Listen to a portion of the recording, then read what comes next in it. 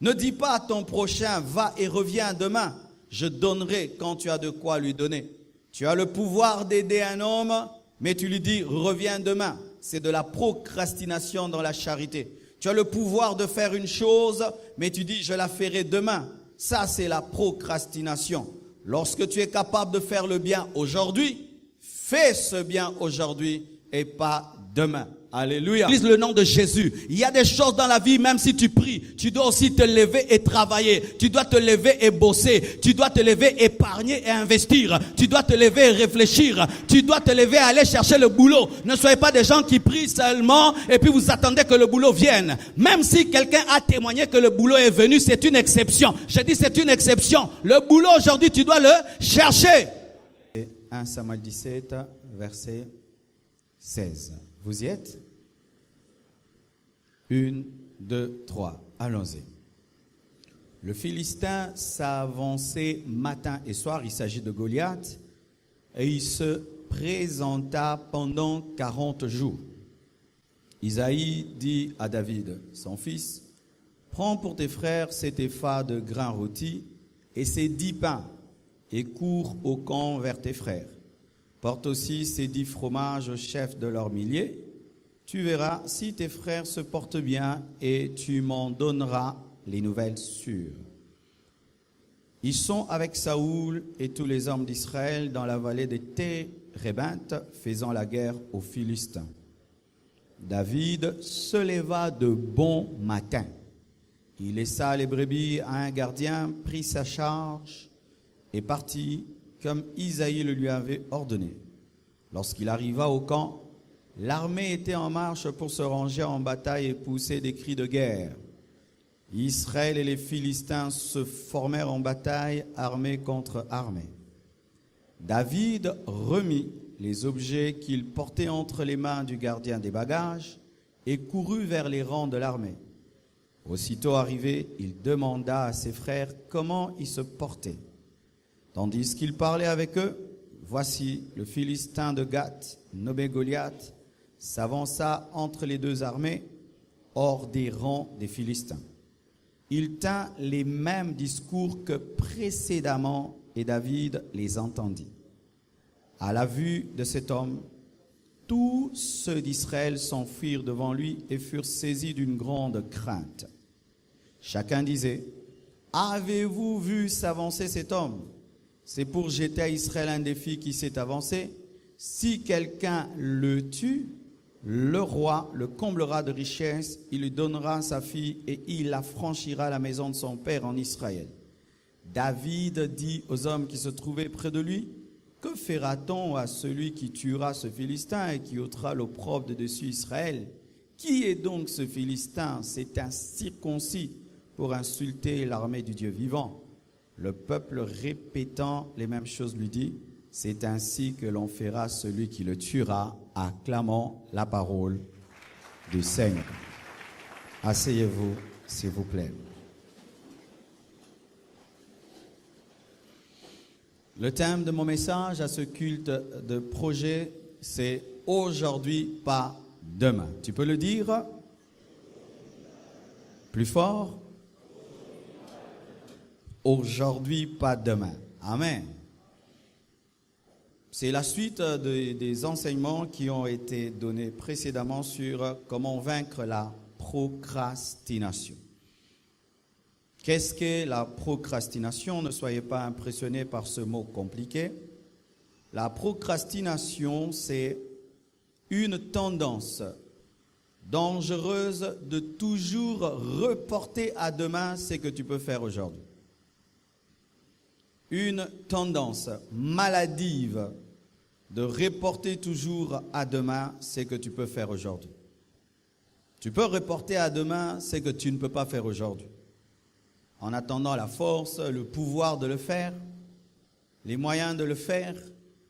Mais lorsque, maladivement, tu reportes toujours ce que tu dois faire aujourd'hui, même si tu en as le temps et la capacité, tu reportes toujours à demain, sache que tu as la maladie qu'on appelle procrastination. La procrastination est un manque d'urgence. Celui qui est procrastineur a toujours le temps. Pour lui, c'est comme si les secondes vont très très lentement. Pour lui, c'est comme si les journées ont 48 heures, c'est comme si les semaines ont 10 jours, comme si les mois ont 48 jours et les années ont 48 mois. Il a toujours le temps. Lorsque tout le monde est pressé, lui a tout son temps et il est toujours en retard. C'est le défaut des paresseux. C'est très rare de rencontrer un paresseux qui n'est pas procrastineur. La plupart des temps, les paresseux reportent toujours ce qu'ils doivent faire aujourd'hui, demain. Que ce soit dans le domaine des affaires, que ce soit dans le domaine du ministère, que ce soit dans le domaine des études, dans tous les domaines, les paresseux reportent à demain ce qu'ils peuvent faire aujourd'hui. La procrastination, c'est l'ennemi du succès. Beaucoup d'hommes aiment réussir dans la vie. Si tu demandes aux gens qui veut échouer, personne ne lèvera sa main. Mais sachez que lorsque vous êtes procrastineur, vous échouerez parce que la procrastination, c'est l'ennemi du succès. Surtout en ce temps de la fin, nous sommes au siècle de la vitesse. Tout va vite. Le temps que tu maîtrises le téléphone S2, il y a le téléphone S3. Le temps que tu maîtrises le S3, il y a le S4, le S6, S7. Je ne sais pas, il y aura S combien. Le temps que tu maîtrises un ordinateur, ils ont fait un autre et un autre et un autre. Les choses vont tellement vite, ce qui fait que les procrastineurs échouent. La procrastination, c'est une vie théorique. Le procrastineur, c'est un champion dans la théorie. Il peut même te donner des cours sur le succès. Il peut même te donner des enseignements sur l'action. Il peut t'enseigner sur le travail. Il peut t'enseigner sur comment commencer une entreprise. Il est rempli de théorie. Il peut même être un docteur en entreprise, mais sans jamais avoir commencé une seule. La procrastination, c'est toujours attendre la dernière minute pour se mettre au travail. Et même dans cette contribution, nous sommes là en train de contribuer. Il faudrait que nous puissions atteindre 1 million. Le 15 août, les procrastineurs, qu'est-ce qu'ils font? Même s'ils ont les moyens de contribuer, ils attendent le dernier jour. Lorsque je dirai, bien-aimé, ça c'est la dernière semaine, c'est le dernier dimanche. Si le 15 août, nous ne totalisons pas cette somme, nous aurons des problèmes avec les vendeurs. Le procrastineur en ce moment-là, il va se réveiller, commencer à chercher l'argent, commencer à dire, pasteur, maintenant on fait comment? Maintenant on fait quoi? Même quand il est étudiant, le procrastineur, lorsqu'on lui donne 1 mois, on lui dit, va étudier, il n'étudiera pas.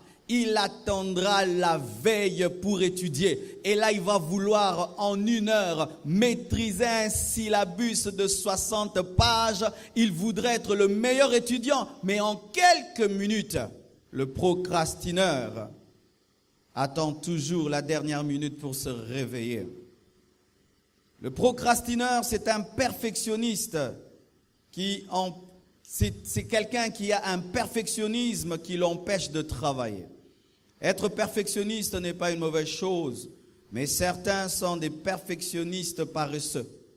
Quand on lui dit de travailler, il dit toutes les conditions ne sont pas encore réunies. J'attends que tout soit parfait pour commencer. J'attends que tout soit au point pour commencer. Tout n'est pas bien. Il attend toujours alors que le travail transforme l'imperfection en perfection. Le procrastineur attend la perfection pour travailler alors qu'il faut travailler pour avoir la perfection. Lui attend la perfection pour travailler, ce qui fait qu'il ne travaille jamais parce qu'il attend un monde parfait pour commencer quoi que ce soit.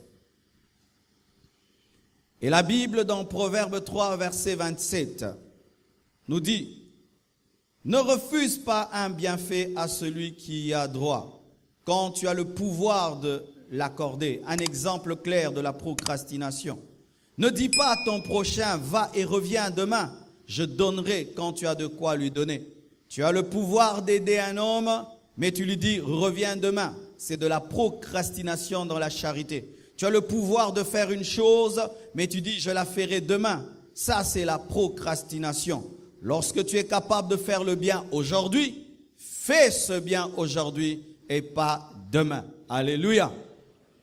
Voici à présent quelques vérités par rapport à la procrastination selon 1 Samuel 17. Voici ce que j'ai compris. J'ai toujours lu ce passage, mais je n'ai jamais vu dans ces écrits des révélations et des principes par rapport au projet et par rapport à la procrastination. Voici. Quand tu reportes à demain ce que tu dois faire aujourd'hui, sache que la montagne que tu ne soulèves pas aujourd'hui t'attendra demain. Dis à ton voisin, la montagne que tu ne soulèves pas aujourd'hui t'attendra demain.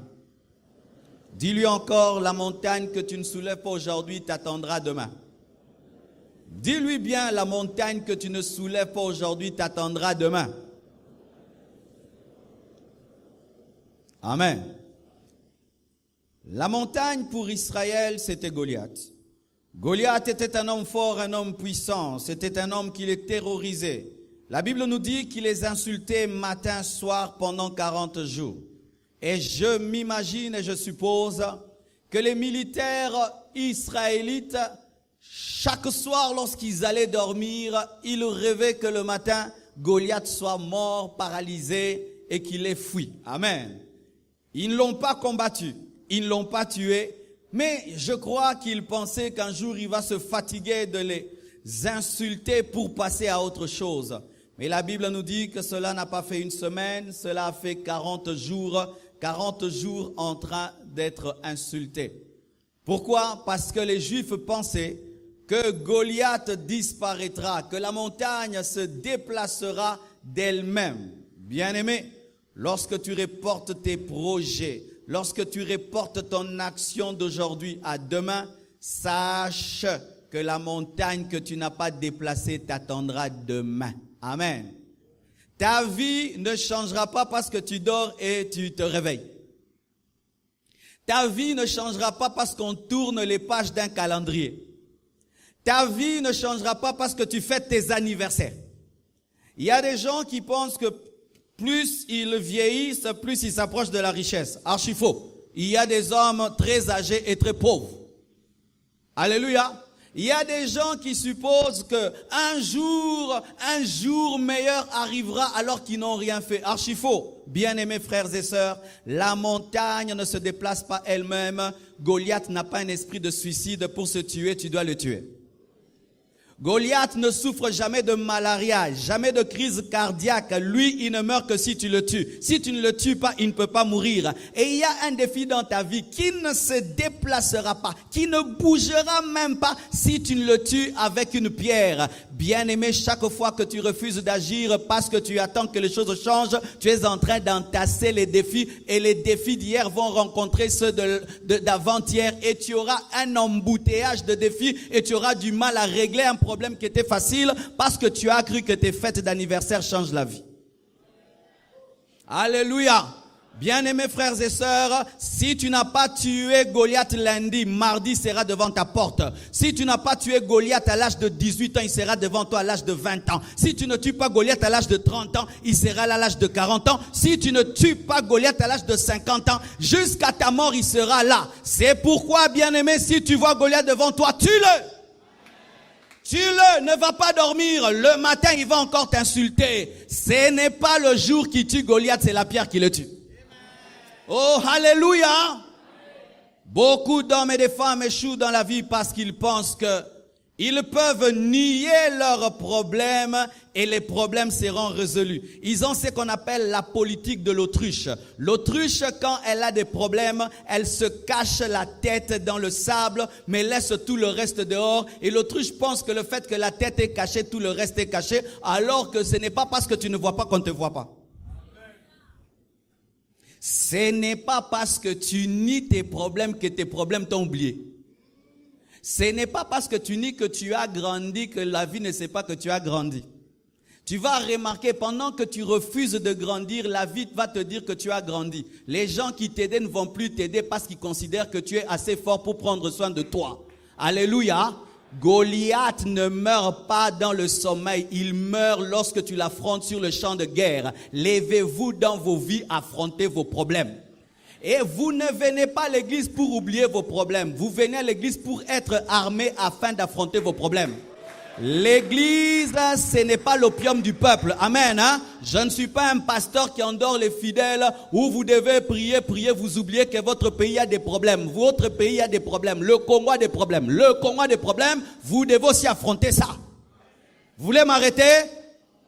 Alléluia. Vous ne venez pas ici pour oublier que le Congo doit devenir un pays développé. Alléluia. Vous ne venez pas à l'église pour oublier qu'il y aura bientôt les élections. Vous ne venez pas à l'église pour oublier qu'à l'université, vous êtes à 1000 personnes alors qu'il n'y a que 50 chaises. Vous ne venez pas oublier ici que papa, maman ne travaillent pas, que vous sortez des universités avec des licences, mais il n'y a pas des entreprises pour vous engager.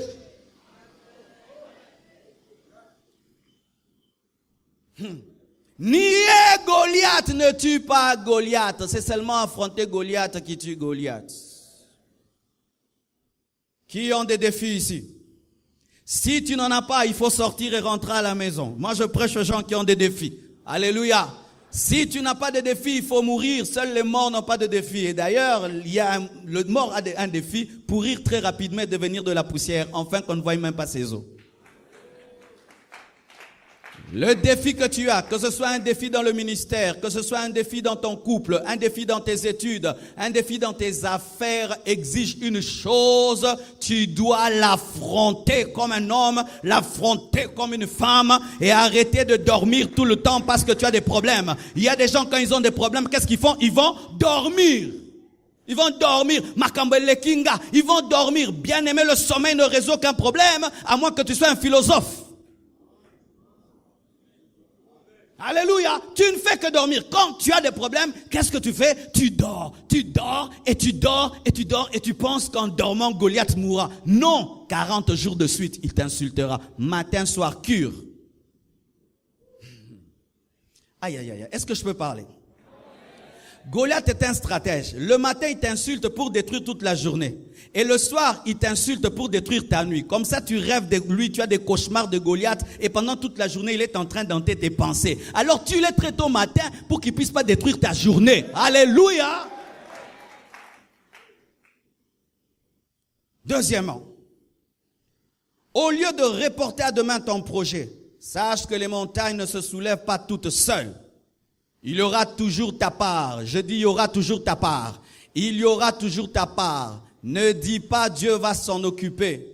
Goliath ne meurt pas seulement par la puissance de Dieu, il meurt aussi par une pierre lancée. Goliath ne meurt pas que par la puissance de Dieu, il meurt aussi par une pierre ramassée. Goliath ne meurt pas que par la puissance de Dieu, il meurt aussi par quelqu'un qui a calculé son front. Goliath ne meurt pas que par la puissance de Dieu, il meurt aussi par quelqu'un qui a couru devant lui. Goliath ne meurt pas que par la puissance de Dieu, il meurt par un fils qui a accepté de se tenir devant lui. Il y aura ta part et la part de Dieu. Dieu ne va pas faire ce que tu dois faire. Il n'a pas mangé à ta place. Il n'a pas mâché la nourriture à ta place. Il n'a pas porté ton vêtement à ta place. Et il y a des choses que Dieu ne fera pas pour toi parce qu'il t'a déjà donné la capacité de les résoudre toi-même. Alléluia. Un jour, un chrétien voit un démon, il commence à pleurer, il dit, Seigneur, chasse-le. Dieu dit, je ne peux pas le chasser parce que je t'ai donné le pouvoir. Il utilise le nom de Jésus. Il y a des choses dans la vie, même si tu pries, tu dois aussi te lever et travailler. Tu dois te lever et bosser. Tu dois te lever, épargner et investir. Tu dois te lever et réfléchir. Tu dois te lever et aller chercher le boulot. Ne soyez pas des gens qui prient seulement et puis vous attendez que le boulot vienne. Même si quelqu'un a témoigné que le boulot est venu, c'est une exception. Je dis c'est une exception. Le boulot aujourd'hui, tu dois le chercher. Alléluia. Oh non, la royauté avait cherché Saoul. Non, Saoul quand même avait cherché les ânesses de son père. C'est pourquoi la royauté l'avait cherché. Il était quand même en train de chercher quelque chose et Dieu lui a donné plus que cela. Mais toi, tu ne cherches même pas les ânesses de son père, mais tu veux avoir la royauté de Dieu. Alléluia. Les montagnes ne se déplacent pas toutes seules. La Bible dit quoi? Si tu dis, tu dis. Est-ce que c'est Dieu qui dit? Alléluia. Dieu dit, si tu dis à cette montagne, ôte-toi, et Dieu maintenant va la déplacer parce que tu as dit. Ta part, c'est parler. Alléluia. Il y a des choses qui resteront dans ta vie, même si Dieu est puissant, parce que tu n'as pas fait ta part. Alléluia. Aucune montagne ne se soulève toute seule. Il y a des choses dans lesquelles Dieu te dit ne fais rien. Créer le soleil, Dieu te dit ne participe pas. Créer la terre, reste calme. Faire lever le soleil, reste calme. Alléluia. Maîtriser l'univers, reste calme. Ce n'est pas ton problème. Mais pour ce qui est de quitter ton lit, tu dois quitter ton lit. Alléluia. Pour ce qui est de porter ta cravate, tu dois porter ta cravate. Pour ce qui est de démarrer ta voiture, tu dois démarrer ta voiture. Pour ce qui est d'écrire ton CV, c'est toi qui dois le faire. Pour ce qui est de postuler, c'est toi qui dois le faire. Ça, Dieu ne le fera pas. Pourquoi? Sinon, il va créer un paresseux. Tout est accompli, ne nous empêche pas d'accomplir notre part. Tout est accompli, ne nous empêche pas d'accomplir notre part. Beaucoup de chrétiens échouent dans la vie parce qu'ils pensent que Goliath mourra lui-même parce que Dieu lui a donné une typhoïde. Il n'y a point de révolution sans la part de l'homme. Alléluia. Pour certaines choses dans ta vie, bien-aimée, il y a des choses qu'aucun ange ne fera pour toi. Aucun ange, même pas Michael ni Gabriel. Tu dois le faire pour toi-même. Je dis, tu dois le faire pour toi-même. Même si l'ange est là, il ne fera rien parce que ça, ce n'est pas son domaine, c'est ton domaine. Pourquoi Dieu est en train d'appeler des hommes alors qu'il a des anges? Que les anges prêchent l'évangile. Parce que c'est à nous de prêcher l'évangile. Si l'église refuse de prêcher l'évangile, même s'il y a des anges, les hommes seront perdus parce que c'est la part de l'église d'annoncer l'évangile. Et il y a aussi des choses dans ta vie, ce n'est pas la part des anges, c'est ta part. Si tu ne t'occupes pas de Goliath, Goliath s'occupera de toi. Au lieu de reporter à demain ton projet, sache qu'on gravit une montagne pas à pas. Dis à ton voisin, on gravit une montagne pas à pas. Petit à petit, on poursuit son rêve. Alléluia. Lorsque tu vois une grande montagne comme Kilimandjaro, tu dis c'est impossible, personne ne peut gravir cette montagne. Mais un jour, tu vas faire des recherches, tu entends, non, il y a tel homme qui a gravi le Kilimandjaro en autant d'heures, en autant de minutes. Tu dis, c'est pas vrai. Comment quelqu'un a pu gravir cette montagne? Tu vois l'Everest, tu dis, mais c'est très haut. Comment quelqu'un peut gravir cette montagne? Mais tu vas, tu cherches, tu trouves qu'il y a un homme qui a gravi cette montagne 100 fois, 50 fois. Tu vois des photos des gens qui sont au sommet de cette montagne. Mais lorsque tu vois un homme au sommet d'une montagne, sache qu'il était au bas de la montagne. Mais qu'est-ce qu'il a fait? Il a commencé à mettre un pied sur cette montagne. Et puis il prend leur pioche là. Pas un autre pied. Pas un autre. 1 heure, 2 heures, 3 heures, 4 heures, 5 heures, 10 heures, 20 heures. Pas, il est là, il met un drapeau et il vous salue. Il paraît être un super-homme alors que c'est un homme de la même nature que toi qui a payé le prix de commencer. N'envie pas un homme qui est au sommet. Regarde le bas de la montagne, il y a laissé des traces. Il y a laissé des traces. Tu veux surmonter ton défi, accomplir ton projet. N'attends pas des grandes choses, commence. Même si tu as $100, commence. Je dis, même si tu as $100, commence. Même si tu as $20, commence. Alléluia. Même si tu n'as rien, porte ton seul pantalon et sors, va à Vodacom. Dis que j'ai terminé à l'UPC. J'ai distingué à Tanazana Mbatimoko. Alléluia. Commence, bouge, fais quelque chose. Voyez, comment est-ce que David a vaincu Goliath? Lorsque Goliath se présente, David fait quoi? Il marche. Tu ne peux vaincre Goliath si tu ne marches pas vers lui. Il a commencé seulement à marcher. Lorsque tu vois un David commencer à courir, sache qu'il a gagné. La victoire sur Goliath commence seulement par la course. Aïe, aïe, aïe, aïe. Si j'étais aux États-Unis, les gens allaient sortir d'ici à Bandi Entreprise Mamora. Katika na 3e point. Rien que la course. Lorsque les hommes ont vu David courir, ils ont dit cet enfant va mourir. Mais quand Dieu a vu David courir, il a dit cet enfant a gagné. Pourquoi? Pour gravir une montagne, il faut un seul pas. Un seul pas. Bouge, commence quelque chose. Vends même les beignets. Vends même le pain. Vends même le pain. Vaut mieux vendre du pain qu'attendre qu'on puisse t'aider. Alléluia. Commence quelque part. Même si tu as le rêve des millions, commence à gérer $1000. Même si tu as le rêve des milliards, commence à gérer $1000. L'homme qui est milliardaire n'est pas devenu milliardaire un jour, il a commencé petit. Un jour, un milliardaire entre dans une voiture, dans un taxi, alors qu'il sort, il attend $1 qui était resté. Et le chauffeur est très étonné. Il dit, monsieur, mais qu'est-ce que vous attendez? Il dit, mais j'attends que tu me rendes mon argent. Il dit, comment toi, un milliardaire, tu attends que je te rende? Et puis il dit, mais comment je suis devenu milliardaire? C'est en entassant $1 1 milliard de fois. L'homme qui va jusqu'au pôle Nord commence à faire un pas au Congo. Un deuxième, un troisième, un quatrième. Même si tu n'es pas arrivé, tu es déjà en route. Alléluia. Ainsi, celui qui peut tuer Goliath commence par marcher. Après avoir marché, il prend la pierre. Après avoir pris la pierre, il la met dans la gibecière. Après l'avoir mis dans la gibecière, il la met dans la fronde. Après l'avoir mis dans la fronde, il commence à tourner la fronde. Après avoir commencé à tourner, il commence à calculer. Après avoir calculé, il jette. Et Dieu maintenant fait sa part et il tue Goliath. Mais tu dois courir. Des gens qui ont des grands projets mais sans aucune action. Des projets. Se moquant même des autres. On est le remonte. Alléluia. Ça c'est rien du tout. Tu te moques des boutiques des autres. Tu te moques des taxis des autres. Tu te moques de tout ce que les autres font. On est fatigué de tes théories. Prouve. Commence. Fais quelque chose.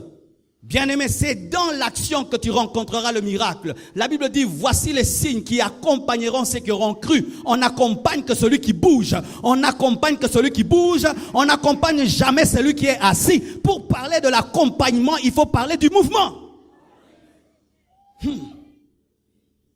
On doit sentir dans ta vie qu'il y a un déplacement.